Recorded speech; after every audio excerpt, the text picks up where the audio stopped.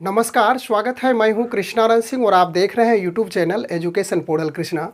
आज के इस वीडियो के माध्यम से हम लोग इस बात को समझने और जानने के लिए उपस्थित है कि वैसे विद्यालय अध्यापक जो बीपीएससी के द्वारा बहाल हुए हैं, चाहे वह बहाली टीआरई 1 या तो टीआरई 2 के अंतर्गत हो चुकी है या तो फिर आने वाले टीआरई 3 या टीआरई 4 के अंतर्गत विद्यालय अध्यापक बनेंगे, तो उन विद्यालय अध्यापक के लिए अवकाश क्या क्या निर्धारित किया गया है नियमावली के तहत, और उन अवकाश में कौन से अवकाश परिवीक्षा अवधि में मिलेगी, जिसे परीक्षमान अवधि या तो अंग्रेजी में प्रोबेशन पीरियड भी कह सकते हैं।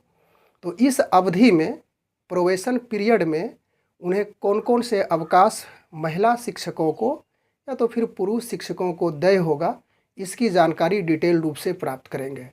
सबसे पहले हम लोग इस बात को समझें कि अवकाश क्या है। अवकाश शब्द का तात्पर्य ऐसी छुट्टी से होती है जो अवकाश लेने वाले कर्मचारी के आवेदन पर उसके सक्षम वरिष्ठ अधिकारी द्वारा स्वीकृति से प्राप्त किया जाता है। बीपीएससी के द्वारा जिन विद्यालय अध्यापकों की बहाली हुई है, उनके लिए जो उस नियमावली में जो विज्ञप्ति जारी की गई थी, उसमें स्पष्ट रूप से इस बात की चर्चा की गई है कि इन विद्यालय अध्यापकों के लिए कुल मिलाकर के मुख्य रूप से 8 अवकाश देय होगा। पहले अवकाश में उन्हें आकस्मिक अवकाश है, दूसरे में विशेष अवकाश जिसे विशेषावकाश भी कहा जाता है, तीसरे प्रकार के अवकाश में मातृत्व अवकाश है, चौथे प्रकार के अवकाश में पितृत्व अवकाश है, उसके बाद 5वें प्रकार के अवकाश में चिकित्सा अवकाश है, और छठे अवकाश के रूप में अर्जित अवकाश है, और 7वें अवकाश के रूप में अध्ययन अवकाश है, और 8वें अवकाश के रूप में असाधारण अवकाश होता है। लेकिन वे शिक्षक जो प्रोबेशन पीरियड में है, परिवीक्षा अवधि में है, जिसे परीक्षमान अवधि भी कही जाती है कहीं कहीं, तो इस टाइम में यदि वे हैं तो उन्हें ये जो 8 प्रकार के अवकाश देय हैं उस नियमावली के तहत, वो सभी देय नहीं होगा।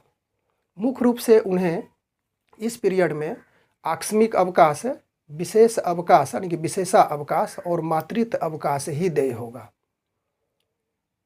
हम लोग एक एक करके इनकी जानकारी प्राप्त करेंगे कि आकस्मिक अवकाश, विशेष अवकाश, मातृत्व अवकाश, पितृत्व अवकाश, चिकित्सा, अर्जित, अध्ययन और असाधारण अवकाश क्या है, कितने दिनों का यह अवकाश देय होता है, अधिकतम कितने दिनों तक लिया जा सकता है, पूरी डिटेल जानकारी प्राप्त करेंगे। थोड़ी सी जानकारी हम लोग प्रोबेशन पीरियड यानी कि परीक्षमान अवधि या परिवीक्षा अवधि को समझ लें कि वैसे शिक्षक, विद्यालय अध्यापक जो बीपीएससी के द्वारा बहाल हुए हैं, तो उनके लिए कंडीशन लगाया गया है कि जब उनकी नियुक्ति होती है, जब उनका योगदान होता है, तो वहाँ से 2 साल तक वह प्रोबेशन पीरियड में रखे जाएंगे। इसका कहने का अर्थ हो गया कि उन शिक्षकों का आचार विचार, पढ़ाने का तरीका, तौर तरीका यानी संतोषजनक यदि पाया जाता है, तो वह 2 साल के बाद वह इस प्रोबेशन पीरियड को सफल घोषित किए जाएंगे, यानी कि सफल हो जाएंगे। उसके बाद वह अस्थायी रूप से सेवा में बने रहेंगे। उसके बाद यह जो 8 प्रकार का अवकाश है, सभी वह देय होगा। यदि 2 साल के बाद भी उनकी सेवा संतोषजनक नहीं पाई जाती है, तो उसकी जो प्रोबेशन पीरियड की टाइम है वह 1 साल बढ़ाई जाएगी, और 1 साल के बाद भी यदि उनकी सेवा अच्छी, संतोषजनक नहीं पाई जाती है, तो उन्हें सेवा से मुक्त करने की भी कार्रवाई इस नियमावली में बताई गई है। लेकिन यह कम ही देखा जाता है कि प्रोबेशन पीरियड में कोई भी कर्मचारी को सेवा से मुक्त किया जाए। यह असाधारण, कहीं कहीं भी रेयर केस में ऐसा हमें प्राप्त होता है। तो निश्चित रूप से वह जो बीपीएससी से बहाल शिक्षक हैं, उन्हें मुख्य रूप से प्रोबेशन पीरियड में कौन सा अवकाश प्राप्त होगा, उसके बाद प्रोबेशन पीरियड पूरा करने के बाद किन अवकाश को वो प्राप्त करेंगे, उसकी जानकारी हम लोग यहाँ से डिटेल से करना चाहेंगे। यहाँ पर आप स्पष्ट रूप से स्क्रीन पे देख रहे होंगे, बोर्ड पे लिखा हुआ है कि बीपीएससी विद्यालय अध्यापक को मिलने वाला अवकाश, चाहे वह बीपीएससी विद्यालय अध्यापक हो या तो फिर कोई भी अध्यापक हो, समान रूप से इतने ही अवकाश उन्हें प्राप्त होते हैं, देय होते हैं। तो पहला है आकस्मिक अवकाश, जिसे अंग्रेजी में कैजुअल लीव कहा जाता है और शॉर्टकट में सीएल भी इसे कहते हैं। उसके बाद है विशेष अवकाश, इसे विशेषावकाश भी कहेंगे, जिसे अंग्रेजी में स्पेशल लीव कहा जाता है। उसके बाद तीसरा है मातृत्व अवकाश, यह मैटरनिटी लीव कहलाता है। उसके बाद पितृत्व अवकाश, जिसे पैटर्निटी लीव कहा जाता है। चिकित्सा अवकाश, जिसे अंग्रेजी में मेडिकल लीव कहा जाता है। उसके बाद है अर्जित अवकाश, जिसे अर्नड लीव कहा जाता है। उसके बाद अध्ययन अवकाश 7वां में है, स्टडी लीव, आगे की पढ़ाई करने के लिए यह है। उसके बाद 8वें प्रकार के अवकाश में है असाधारण अवकाश, जिसे एक्स्ट्रा ऑर्डिनरी लीव कहा जाता है। तो इसकी अंग्रेजी भी हम लोग समझ लिए, शॉर्टकट का भी इस्तेमाल किया जाता है। आकस्मिक अवकाश को समान रूप से सीएल कहेंगे, विशेषावकाश को एसएल कहा जाता है। और मुख्य रूप से आकस्मिक अवकाश और विशेषावकाश का ही शॉर्टकट समान रूप से देखा जाता है, इसे ही हम लोग देखते हैं। अब हम लोग यहाँ से समझ लें कि आकस्मिक अवकाश क्या है। इसके बाद हम लोग समझेंगे कि आकस्मिक अवकाश यदि प्रोबेशन पीरियड में हैं विद्यालय अध्यापक तो उन्हें देय होगा, कितने दिनों का देय होगा। उसके बाद विशेष अवकाश है, जो विशेषावकाश है वह भी देय होगा, कितने दिनों का, किस प्रकार से देय होगा। मातृत्व अवकाश कितने दिनों का देय होगा, यह क्या क्या प्रावधान है उसको भी समझेंगे। तो सबसे पहले हम लोग डिटेल करें यहाँ पे कि आकस्मिक अवकाश है। तो एक वार्षिक कैलेंडर में, यानी एक वार्षिक कैलेंडर कहने का अर्थ हो गया कि एक साल में वैसे विद्यालय अध्यापक जिन्हें या तो कोई सामान्य शिक्षक हों, बीपीएससी के द्वारा बहाल नहीं भी हुए हैं, तो उन्हें सामान्य रूप से एक साल में 16 दिनों का आकस्मिक अवकाश मिलता है। और यह अवकाश आप अधिकतम 10 दिनों तक ले सकते हैं, उसमें अन्य अवकाश भी ऐड किया जाएगा। यानी अन्य अवकाश के साथ साथ सपोज कीजिए कि बीच में कोई दूसरी अवकाश हो आप ले रहे हैं, तो उस अवकाश को जोड़ करके अधिकतम आप सीएल 10 दिनों तक ले सकते हैं। और यदि समान रूप से बात कही जाए तो बीच में कोई अवकाश ना हो तो उस स्थिति में मात्र मैक्सिमम 10 दिन का आप सीएल नहीं ले सकते हैं। उसमें 5 से 6 दिन तक ही प्रावधान है कि आप लगातार सीएल ले सकते हैं, यानी कि आकस्मिक अवकाश ले सकते हैं, कैजुअल लीव है। उसके बाद दूसरे स्थान पर है विशेष अवकाश, जिसे विशेषावकाश अर्थात स्पेशल लीव भी कहा जाता है। यह अवकाश समान रूप से महिला शिक्षकों के लिए होता है और वह महिला शिक्षक 1 महीने में यानी पर मंथ वह 2 दिनों का स्पेशल लीव अर्थात विशेषा अवकाश ले सकती है। उसके बाद मातृत्व अवकाश, जो कि अंग्रेजी में मैटरनिटी लीव कहलाता है, और यह अवकाश महिला शिक्षकों के लिए ही देय है। महिला शिक्षक के साथ साथ जो प्रधान शिक्षक हैं, महिला प्रधान शिक्षिका, वह भी इस अवकाश को प्राप्त कर सकते हैं और यह 180 दिनों तक देय होता है, अर्थात 6 महीने तक लगातार यह मातृत्व अवकाश वैसे महिला शिक्षक जो प्रेगनेंसी पीरियड में है, संतान उत्पन्न करने की स्थिति में है, तो वैसे महिला शिक्षक या प्रधान शिक्षिका इस अवकाश को प्राप्त कर सकते हैं। और यह कंडीशन यहाँ पे लगाया गया है कि उन शिक्षिकाओं के लिए मात्र 2 संतानों तक ही यह अवकाश निर्धारित किया गया। तीसरे संतान के लिए लेना चाहते हो तो वह अवैधानिक होगी, यानी कि नियम के विरुद्ध होगा। इसके बाद हम लोग पितृत्व अवकाश को समझ लें, जिसे पैटर्निटी लीव कहा जाता है। जिस प्रकार से महिला शिक्षकों को मातृत्व अवकाश मिलता है 180 दिनों का, उसी प्रकार से पितृत्व अवकाश यानी कि पुरुष शिक्षकों के लिए भी 15 दिनों का देय है। और यह वही कंडीशन लागू यहाँ भी होगा कि मात्र 2 संतानों तक के लिए ही यह देय होगा, उसके बाद तीसरे संतान के लिए यह देय नहीं होगा। उसके बाद 5वें नंबर में है चिकित्सा अवकाश, मेडिकल लीव। यह अवकाश हर शिक्षकों के लिए, चाहे वह पुरुष हो या महिला हो, सभी के लिए देय होता है। एक साल में यह 20 दिनों तक देय होता है, यानी कि एक साल में आप 20 दिनों तक इस अवकाश यानी कि मेडिकल अवकाश मेडिकल लीव का उपभोग कर सकते हैं।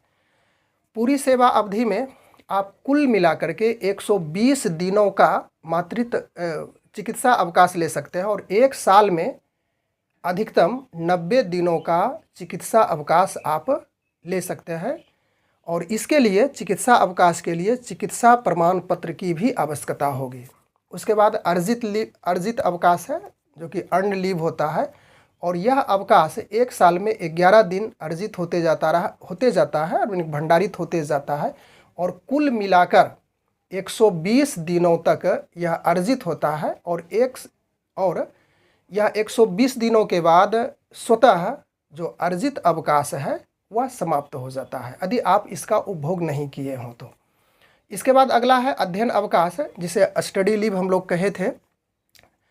तो 3 वर्ष की आप सेवा दे चुके हैं, 3 वर्ष की अवधि पूरी हो चुकी है, तो उसके बाद 3 वर्ष के लिए आपको अवैतनिक कहने का अर्थ हो गया कि आपको इसमें वेतन नहीं मिलेगा और 3 वर्षों तक लगातार आप इस अवकाश यानी कि अध्ययन अवकाश का उपभोग कर सकते हैं, और इस अवकाश की स्वीकृति के बाद आपको वेतन नहीं मिलेगा और सेवा में टूट नहीं मानी जाएगी।